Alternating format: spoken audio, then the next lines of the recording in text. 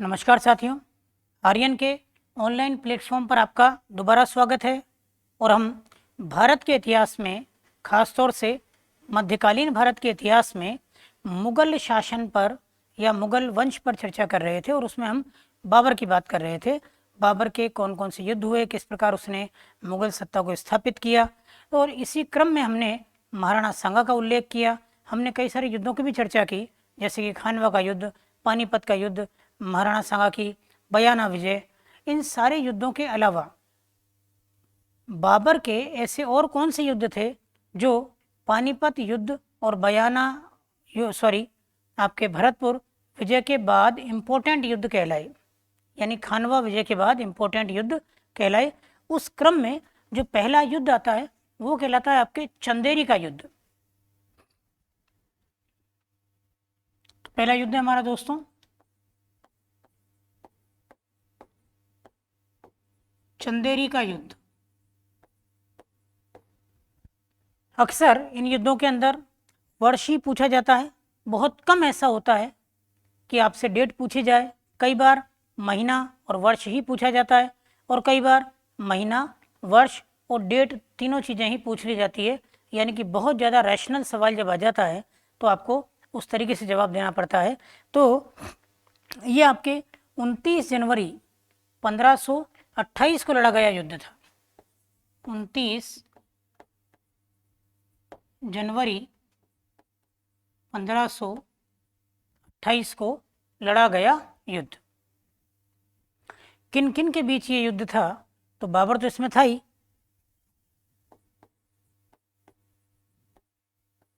Babar versus Chanderi के राजा मैदनी राय। ये मैदनी राय महाराणा सांगा के वही परम मित्र हैं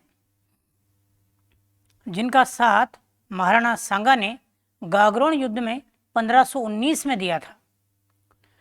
और क्योंकि खानवा युद्ध में चंदेरी के राजा मैदनी राय ने भी महाराणा सांगा का साथ दिया था, और शायद इसी का बदला लेने के लिए बाबर ने अटैक किया चंदेरी पर। चंदेरी छोटी सी रियासत थी और वहाँ के राजा थे मैदनी राय, और आक्रमण किया। तो इस युद्ध को कहा जाता है आपके चंदेरी का युद्ध। 29 जनवरी 1528 बाबर और मैदनी राय के बीच में लड़ा गया युद्ध। इस युद्ध के अंदर भले ही विजय बाबर की हुई और पराजित कौन हुआ? मैदनी राय। तो विजय बाबर की, पराजय मैदनी राय की। ये युद्ध भी इतिहास में इम्पोर्टेंट है, क्योंकि इस युद्ध को भी, या इस युद्ध के समय पर भी जौहर और साका हुआ था। और यहाँ तक कि राजपूत महिलाओं ने भी के साथ साथ मुस्लिम महिलाओं ने भी जौहर व साका किया था। तो ये खास बात है इसमें, इस युद्ध के अंदर। इस युद्ध में महाराणा सांगा, जो कि उसमें घायल थे, क्योंकि महाराणा सांगा को खानवा युद्ध में जब वो घायल हो गए थे तो बैटल फील्ड से या युद्ध के मैदान से उनको घायल अवस्था में सुरक्षित बाहर निकाल लिया गया था। और बसवा नाम की जगह है दौसा जिले के अंदर राजस्थान में, वहाँ उन्हें रखा गया और वहीं पर उनका इलाज किया गया। इलाज के दौरान जब उन्हें ये पता चला कि बाबर आक्रमण कर रहा है चंदेरी पर और राजा मैदनी राय पर, तब उसने उस युद्ध में भाग लेने का मानस बनाया। लेकिन महाराणा सांगा जो थे, उनके सेनापति जो थे, उन्होंने ये सोचा कि हम बड़ी मुश्किल से खानवा युद्ध से बचकर आए हैं और दोबारा से महाराणा सांगा हमें एक नए संकट में डालने वाले हैं। और ये जो चीज़ थी, इसीलिए कहा जाता है, या ऐसा मानना है इतिहासकारों का, कि महाराणा सांगा के सेनापतियों ने ही महाराणा सांगा को विष देकर मार दिया। और इस तरीके से महाराणा सांगा की जो मृत्यु हुई है वो 1528 में हुई है। तो चंदेरी युद्ध, जिसमें महाराणा सांगा भाग लेना चाहते थे लेकिन भाग नहीं ले पाए। क्लियर। अब आती है बात, और एक कौन सा युद्ध है जो कि बाबर ने लड़ा और वो उसके जीवन का अंतिम युद्ध भी कहलाया, या बाबर की अंतिम विजय या अंतिम युद्ध अभियान, तो वो कहलाएगा आपका घाघरा का युद्ध।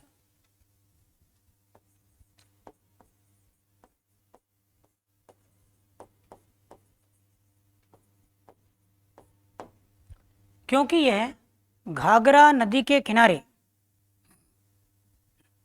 घाघरा बिहार में घाघरा नदी के किनारे लड़ा गया युद्ध था, इसलिए इसको नाम मिला घाघरा का युद्ध। यहाँ पर भी वही बात आएगी कि ये कब लड़ा गया, तो 6 मई 1529 का युद्ध है। 6 मई 1529 का युद्ध किसके बीच, बाबर वर्सेस अफगान गुट। क्योंकि वैसे भी मुगल और अफगान एक दूसरे के शत्रु बने हुए थे, तो इस युद्ध का परिणाम क्या हुआ, तो वही हुआ जो कि पहले इससे पूर्व चंदेरी युद्ध का हुआ था, यानी कि बाबर की विजय हुई और अफगान गुट इसमें पराजित हुआ। और इस प्रकार बाबर ने अपने जीवन में अगर महत्वपूर्ण युद्ध लड़े हैं तो हम उन युद्धों को अगर क्रम में जमाएं तो बाजोर, भैरा, ठट्ठा, काबुल, पानीपत, उसके बाद आपके खानवा, उसके बाद चंदेरी, उसके बाद घाघरा, और लास्ट युद्ध कहलाएगा आपका घाघरा का युद्ध। तो ये बाबर की अंतिम विजय कहला सकती है या बाबर का अंतिम युद्ध अभियान भी कहला सकता है। यहाँ पर एक खास बात आती है और वो ये है, ये जो 3 महत्वपूर्ण युद्ध हैं, जैसे कि जो लगातार कुछ वर्षों में लड़े गए, जैसे कि 1527, 1528 और 1529, यानी कि 27 में खानवा, जो हम जानते ही हैं बाबर और संगा के बीच में हुआ और बाबर जीता इस युद्ध को। दूसरा 28 यानी कि चंदेरी, इसमें भी विजय हुई बाबर की। तीसरा 1529 यानी कि घाघरा का युद्ध, इसमें भी विजय किसकी हुई, बाबर की। तो यानी कि खानवा, चंदेरी और घाघरा,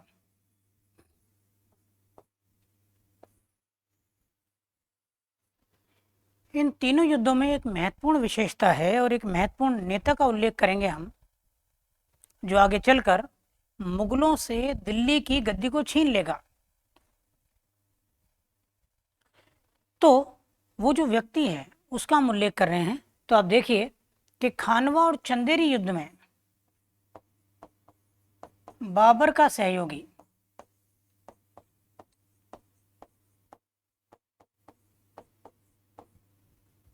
शेर खां था। शेर खां, इसी शेर खां को हम कई बार शेर शाह सूरी के नाम से पुकारते हैं, और जिसने अफगानों की दूसरी सत्ता स्थापित की दिल्ली में। क्योंकि दिल्ली में अफगान सत्ता 2 बार स्थापित हुई। पहली बार लोदियों के द्वारा, लोदियों में आपके बहलोल लोदी ने पहली अफगान सत्ता भारत में स्थापित की थी, और दूसरी अफगान सत्ता की स्थापना करने वाला जो व्यक्ति था वो व्यक्ति था शेर खां, जिसे बाद में नाम मिला शेरशाह सूर। तो शेरशाह सूर इन दोनों युद्धों में बाबर का सहयोगी रहा। लेकिन जब घाघरा का युद्ध हुआ, इस समय पर क्योंकि ये अफगानों के खिलाफ था और शेरशाह सूरी खुद एक अफगान था, इसलिए उसने मुगलों का साथ न देकर और उसने साथ दिया अपने गुट का, यानी कि अफगानों का। तो इस घाघरा युद्ध में ध्यान रखना अफगानों का सहयोगी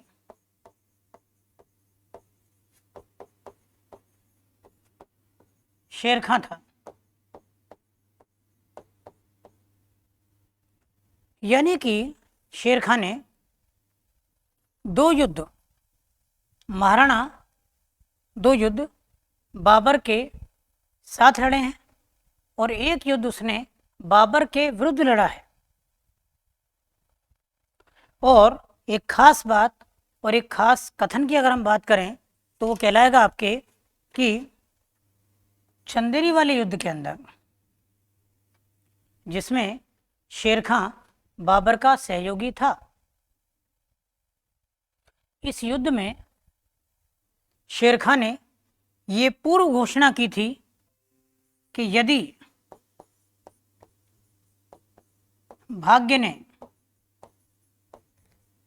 मेरा साथ दिया, यदि भाग्य ने मेरा साथ दिया तो मैं एक दिन, ये पूर्व घोषणा की थी किसने, तो वो व्यक्ति कौन कहलाएगा आपके, शेरशाह सूरी। और किस युद्ध में इसने ये उल्लेख किया था, तो वो युद्ध कहलाएगा आपका चंदेरी का युद्ध। हालांकि ये उसकी पूर्व घोषणा सही साबित हुई और उसने आगे हुमायूं को हराकर बाकायदा मुगल सत्ता को पराजित कर दिल्ली के शासन पर अधिकार किया था, जो हम आगे की तरफ चर्चा करेंगे। अब आती है बात बाबर की मृत्यु, क्योंकि मैंने बताया है कि बाबर का टोटल शासनकाल भारत में अगर देखा जाए तो 1526 से लेकर 1530 का है। और इस प्रकार 26 दिसंबर 1530 को, यानी कि आप ये कह सकते हैं 1526 पानीपत, 1527 खानवा, 1528 चंदेरी, 1529 घाघरा और 1530 बाबर की मृत्यु। एक भी साल आपको छोड़ना नहीं है, एक क्रम में चलते जाइए आप, 26, 27, 28, 29 और 30।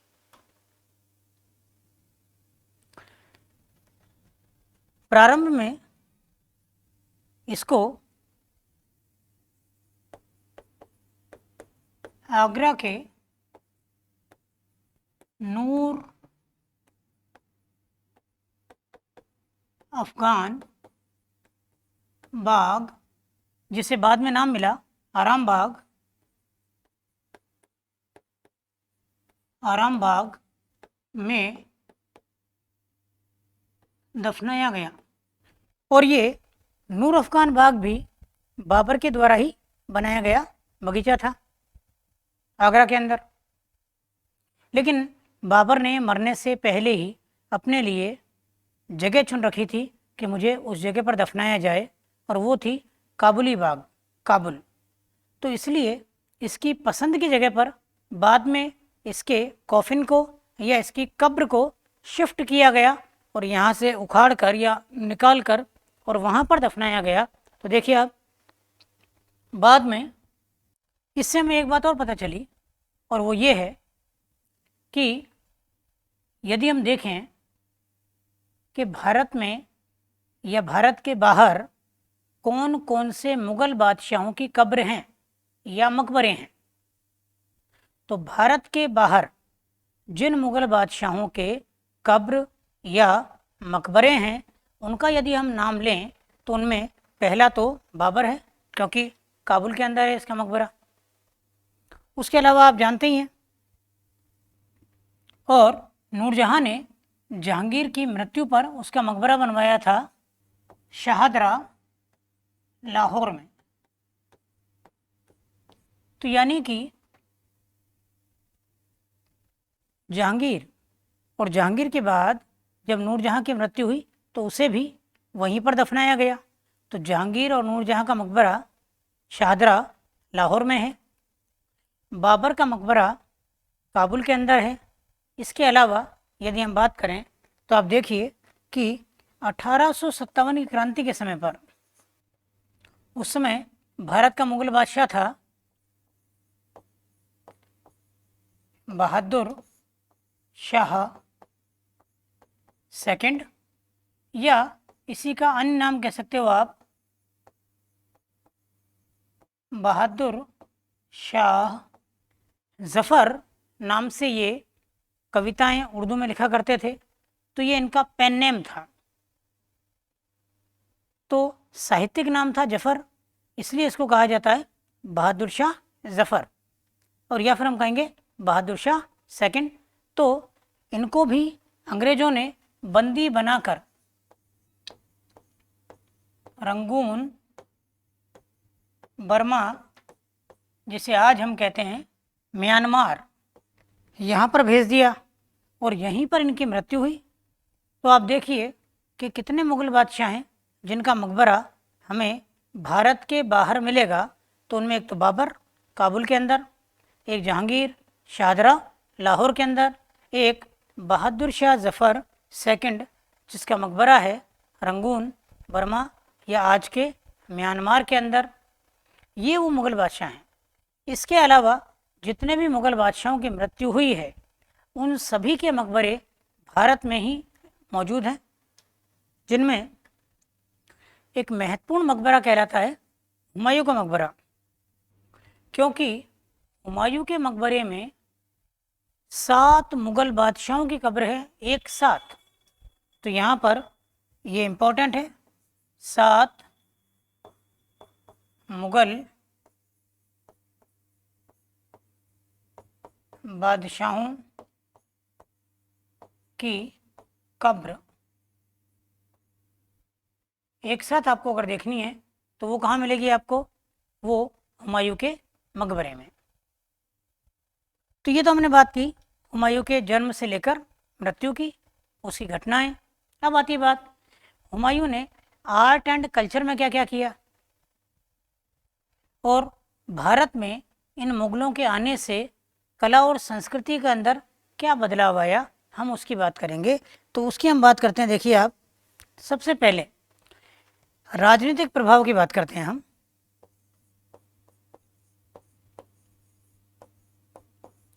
राजनीतिक प्रभाव, तो देखिए आप, प्राचीन भारत में कुषाणों का शासन था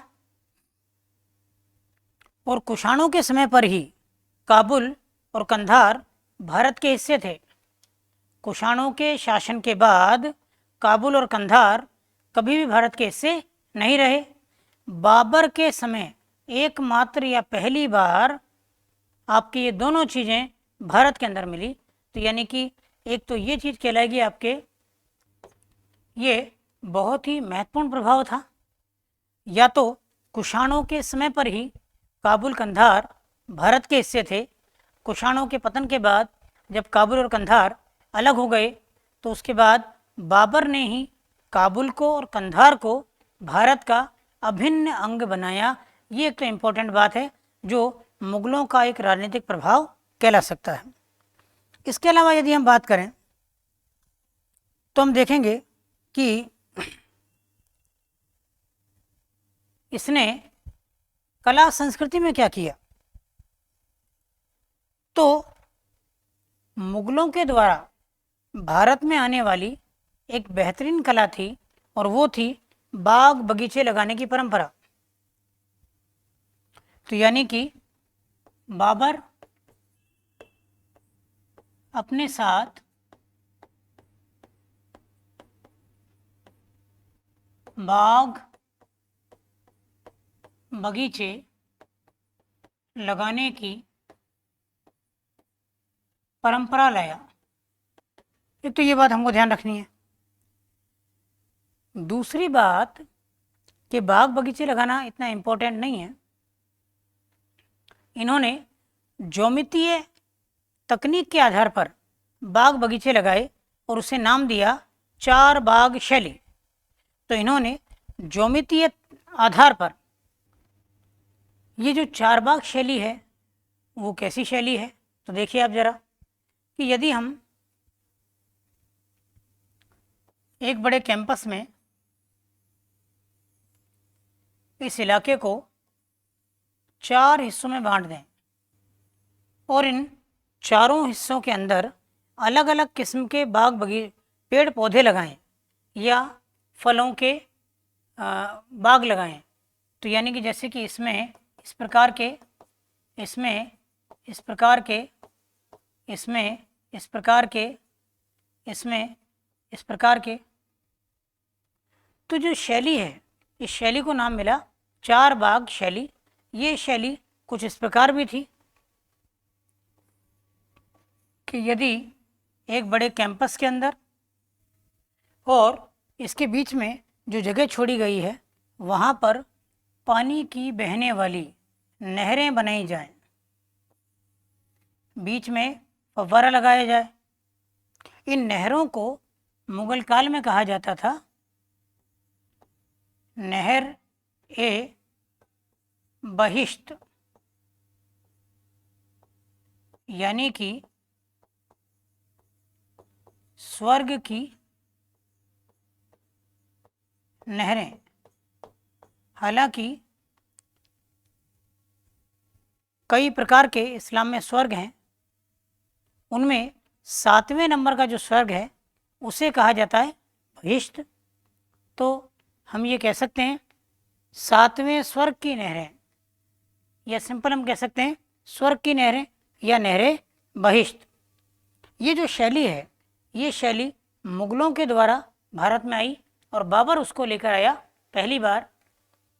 बाबर ने यहाँ पर एक काम और किया कि बाबर ने जैसे कि काबुल में, इसके अलावा उसने ही उसके सेनापति मीर बाकी ने, ये बहुत ही विवादित ऐतिहासिक घटना है जिस पर हमने ही नहीं, सर्वोच्च न्यायालय के अंदर भी ये केस गया और उसमें जो फैसला आया उसके हम बाद में बात करेंगे, पहले आप सुनिए।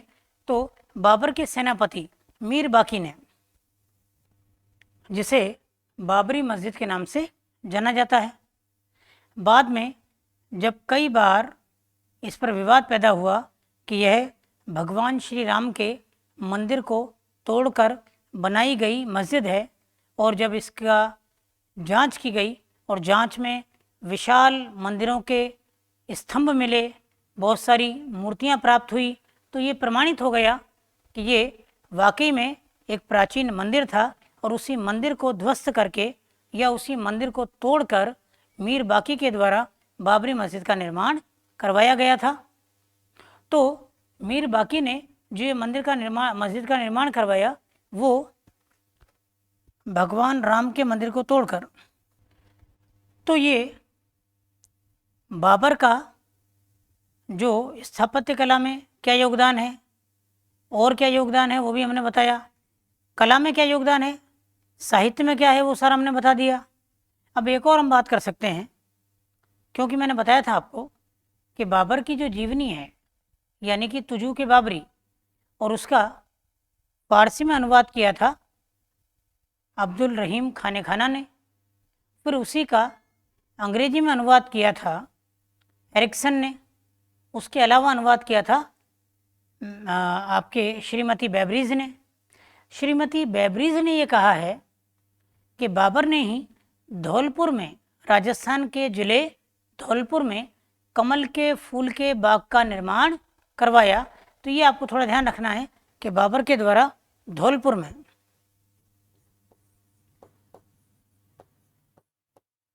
बाबर ने धौलपुर में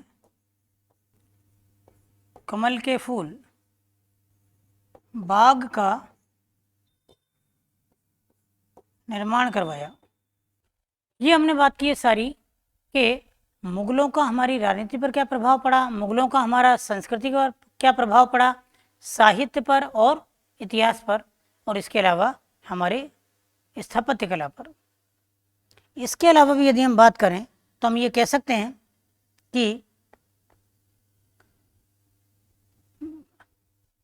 गुप्तकाल, प्राचीन भारत में गुप्तकाल कला, संस्कृति, साहित्य और विज्ञान के क्षेत्र में भारत का पहला शास्त्रीय युग या क्लासिकल एज के नाम से जाना जाता है।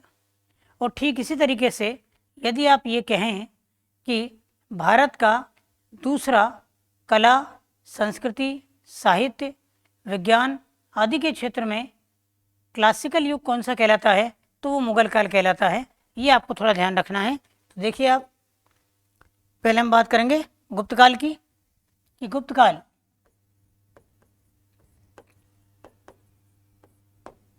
कला, संस्कृति, साहित्य,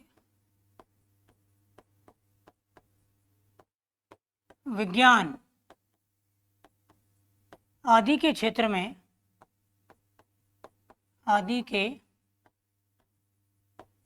में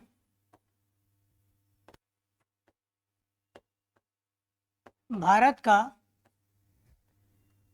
प्रथम क्लासिकल युग कहलाता है। क्लासिकल एज या शास्त्रीय युग कहलाता है।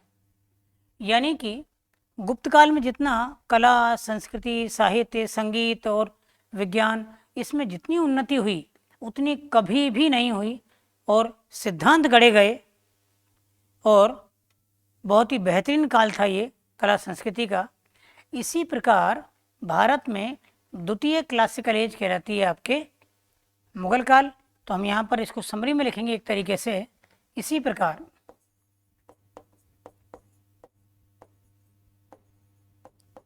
प्रकार मुगल काल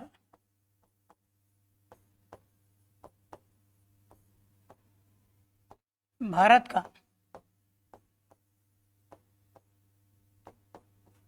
सेकंड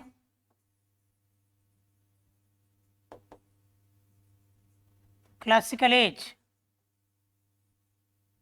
या शास्त्रीय युग कहलाता है। इतना प्रभाव आपको देखने को मिलेगा मुगल काल के अंदर। फिर आती है बात कुछ व्यक्तिगत बाबर की बातें। तो अगर व्यक्तिगत जीवन की बातों की बात करें अपन, तो उनमें सबसे पहली बात आती है कि बाबर की मृत्यु का कारण क्या था। तो बाबर की मृत्यु का कारण क्या था, इसमें कुछ इतिहासकार ये कहते हैं कि बाबर को आपके इब्राहिम लोदी की माँ के द्वारा दिया गया विष कारण था। अर्थात हम ये कह सकते हैं बाबर की मृत्यु का कारण, बाबर की मृत्यु का कारण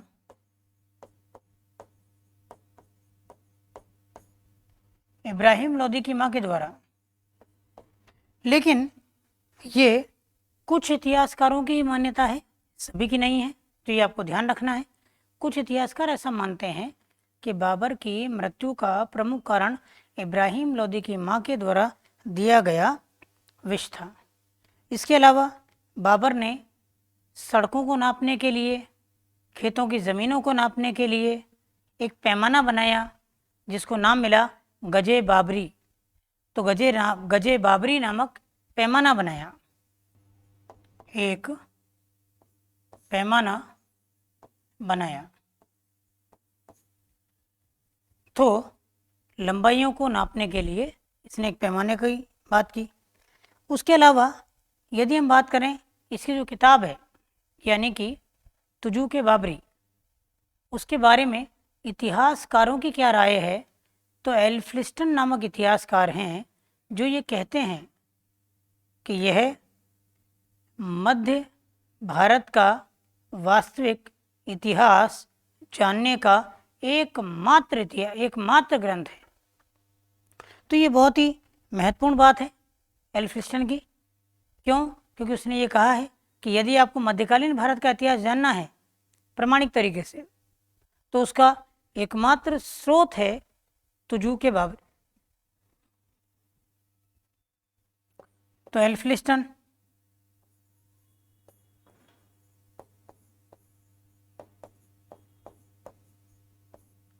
और वो क्या कह रहा है कि तुजूक बाबरी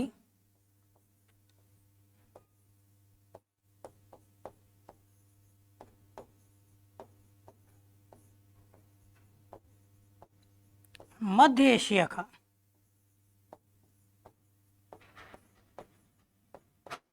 वास्तविक इतिहास। वास्तविक इतिहास जानने का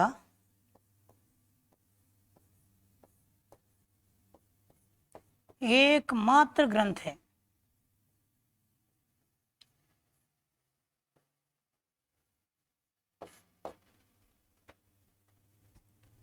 ये हुई बात। उसके बाद में आती है बात कि साहित्य में बाबर का योगदान। एक तो तुझे के बाबरी नाम की किताब, उसके अलावा ये स्वयं भी काव्य लिखता था तुर्की भाषा के अंदर। तो इसने तुर्की भाषा में एक काव्य ग्रंथ लिखा है जिसको नाम दिया है दीवान।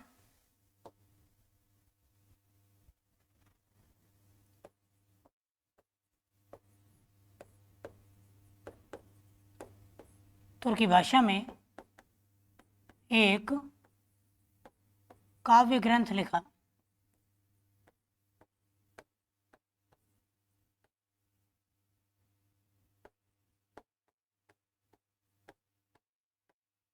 और वो था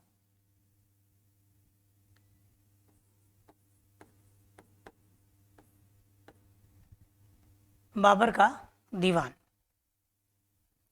उसके अलावा इसने कविता लिखने की एक नई शैली प्रारंभ की और वो शैली थी मुबय्यान शैली। तो देखिए आप, इसने कविताएं लिखने की, कविता लिखने की एक नई शैली,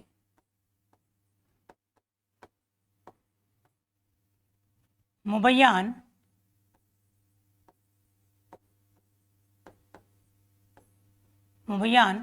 शैली का विकास किया।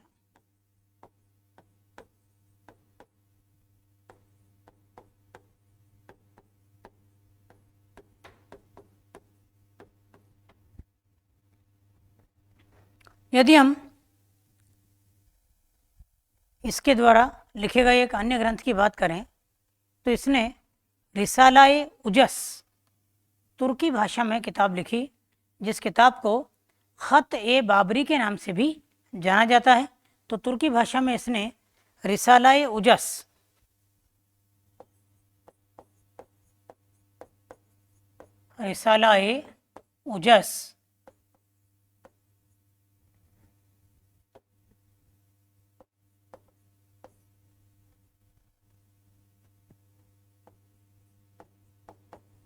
पुस्तक की रचना की,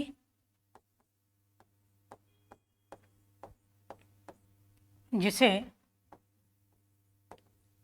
ख़त ए बाबरी भी कहा जाता है।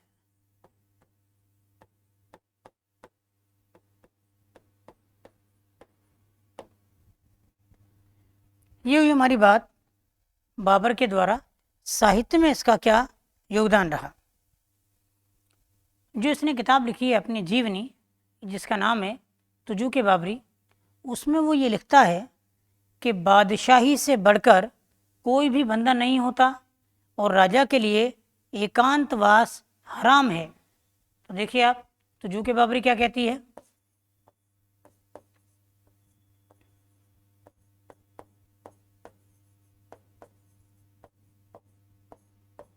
उसमें उल्लेख है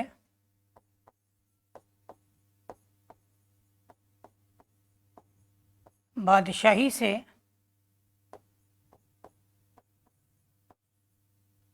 बढ़कर कोई बंधन नहीं।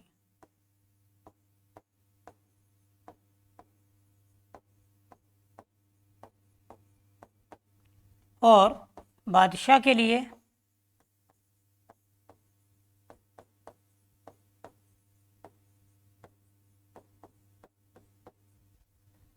एकांतवास हराम है।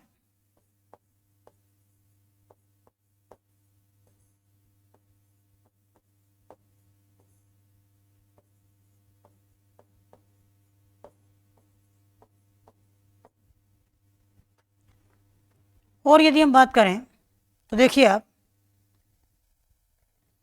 कि इसने मरने से पहले अपने सबसे बड़े पुत्र हुमायूं उससे ये वसीयत की या उससे ये वादा लिया कि मेरी मृत्यु के बाद तुम अपने सभी भाइयों के बीच साम्राज्य का बराबर बंटवारा कर लोगे। और बाबर के मरने के बाद हुमायूं ने ऐसा किया भी। तो 1530 में जब बाबर की मृत्यु हुई तो उसकी मृत्यु के बाद में बाकायदा हुमायूं ने अपने भाइयों के बीच में अपने पूरे मुग़ल साम्राज्य का बंटवारा किया। तो अब हम बात करेंगे मुग़ल साम्राज्य का बंटवारा हो रहा है, तो ये हम बात कर रहे हैं किसकी? बाबर की वसीयत।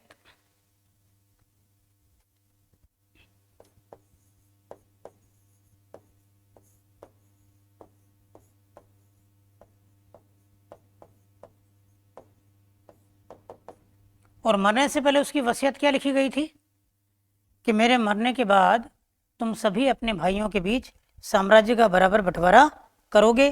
तो सबसे बड़े पुत्र हुमायूं ने अपने पास केवल दिल्ली और आगरा ये वाला क्षेत्र रखा। इसके अलावा अपने भाई हिंदाल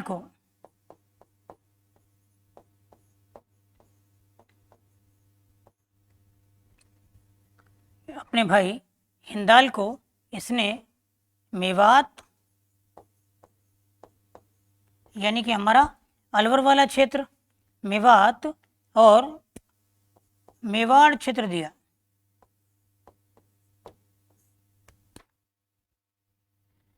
जबकि बात करें अपन एक और भाई जिसका नाम था कामरान,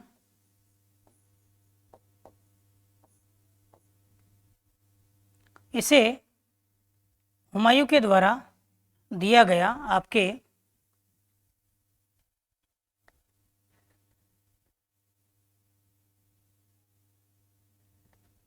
काबुल, कंधार और लाहौर। काबुल, कंधार व लाहौर। और एक और भाई जिसका नाम था अस्करी,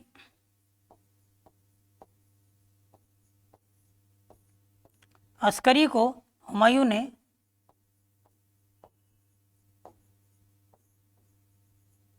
संभलपुर का क्षेत्र सौंपा।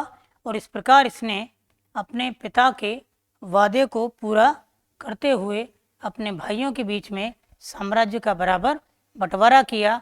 इसने कामरान को काबुल, कंधार और लाहौर दिए, जबकि इसने अस्करी को संभलपुर दिया, जबकि हिंदाल को मेवाड़ और मेवात दिए, जबकि हुमायूं ने अपने हिस्से में केवल दिल्ली और आगरा का शासन रखा। अब आती है बात कि क्या साम्राज्य विभाजन करना हुमायूं के लिए उचित रहा? तो यही हुमायूं के पराजय और पतन का एक बड़ा कारण बना कि इसने अपने पिता के वादे को पूरा करते हुए अपने भाइयों के बीच में साम्राज्य का बंटवारा किया था। और उसका नतीजा हुआ कि बहुत शीघ्र ही यानी कि 1556 में हुमायूं का शासन समाप्त हो गया। तो हुमायूं के पतन का एक प्रमुख कारण कहलाएगा आपके अपने भाइयों के बीच में साम्राज्य का बंटवारा करना। आप ये भी कह सकते हैं मुगल साम्राज्य में एकमात्र ऐसा राजा या बादशाह जिसने अपने भाइयों के बीच में साम्राज्य का बंटवारा किया, वो अकेला व्यक्ति केवल और कोई नहीं था, वो था हुमायूं। तो साथियों, आज हमने बाबर कंप्लीट किया है और अब हम अगली क्लास के अंदर हुमायूं को डिस्कस करेंगे, जिसका शासनकाल 1530 से शुरू होकर और 1556 तक का है। हालांकि थोड़े से समय के लिए दिल्ली की सत्ता सूर्य वंश के हाथ में आ जाएगी, तो उस सूर्य वंश के बारे में भी हम बात करेंगे यानी कि शेर शाह सूरी, किस प्रकार वो भारत में आया, कैसे उस अफ़गान ने दिल्ली की सत्ता पर अधिकार किया। हालांकि थोड़ा बहुत हम शेर खां के बारे में बात कर चुके हैं खानवा युद्ध के अंदर, और उसके अलावा चंदेरी युद्ध में, दोनों में वह सहयोगी था बाबर का। लेकिन जैसे घाघरा युद्ध हुआ तो वो सहयोगी बना अफ़गानों का, लेकिन विजय हुई थी उस युद्ध के अंदर बाबर की। तो साथियों, इसी क्लास के साथ आप सभी का धन्यवाद। अगली क्लास में मिलते हैं। नमस्कार।